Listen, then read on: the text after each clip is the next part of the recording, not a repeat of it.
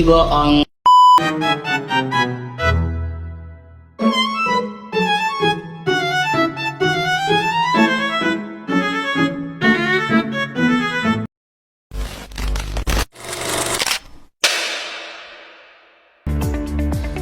Hai semuanya, selamat datang di video kami ketiga.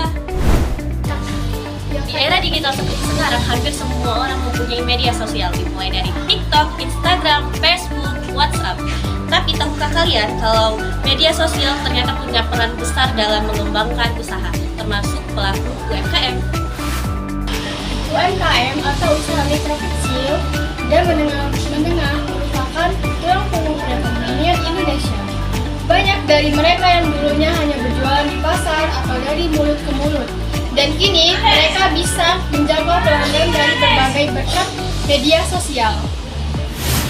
Adapun tujuan video ini adalah untuk membahas bagaimana media sosial dapat membantu mengembangkan bisnis UMKM yang tumbuh dan berkembang, memberikan contoh nyata di sekitar kita, serta melihat dampak positif dan tantangan yang dihadapi di dunia digital ini.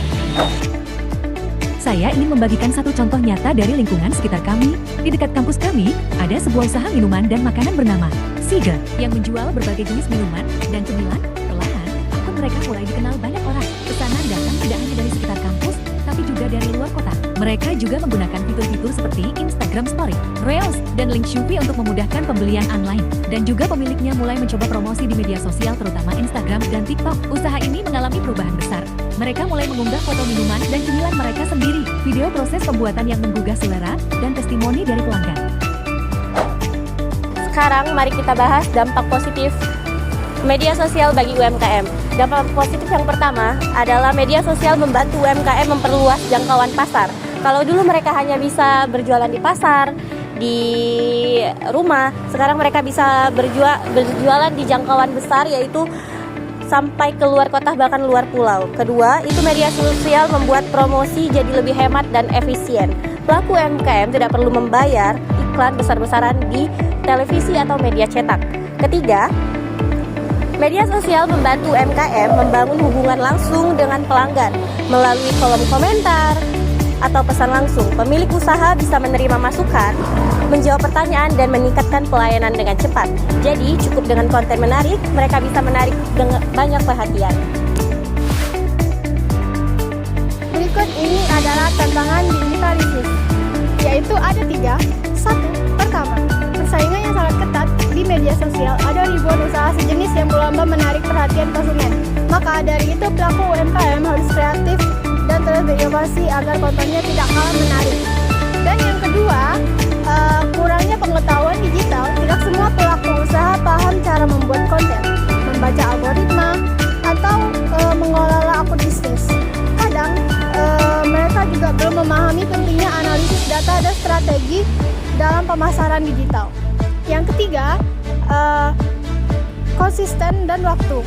Nah, karena mengelola media sosial butuh kesabaran, harus rutin posting, membalas pesan, dan menyesuaikan tren. Bagi sebagian pelaku UMKM, ini bisa terjadi tantangan karena harus dibarengi dengan kegiatan produksi dan penjualan.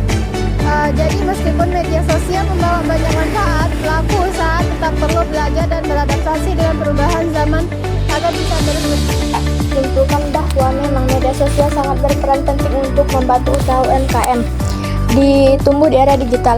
Melalui media sosial, usaha kecil bisa dikenal lebih luas dan juga bisa membangun hubungan langsung dengan pelanggan. Namun, kesuksesan di dunia digital tidak hanya begitu saja. Kita juga perlu kreativitas, kemauan, dan juga ketekunan dalam belajar. Bagi pelaku UMKM, jangan takut mencoba hal baru. Gunakan media sosial sebagai peluang untuk menunjukkan produk dan semangatmu kepada dunia. Dan bagi kita sebagai konsumen, mari dukung UMKM lokal. Caranya mudah, dengan cara beli produk mereka atau bisa berkomentar positif tentang usaha mereka. Karena dukungan kecil dari kita bisa memberi dampak besar bagi perkembangan usaha mereka.